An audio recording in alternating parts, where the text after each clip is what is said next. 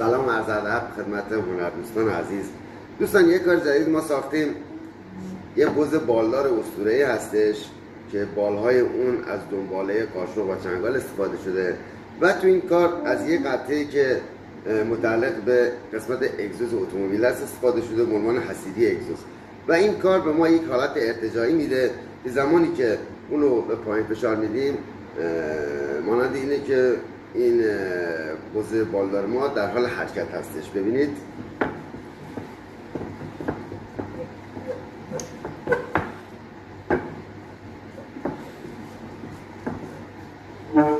تقدیم به نگاه زیباتون.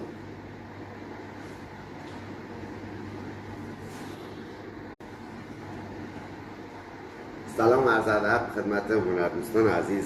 دوستان یک کار جدید ما ساختیم، یه بز بالدار اسطوره‌ای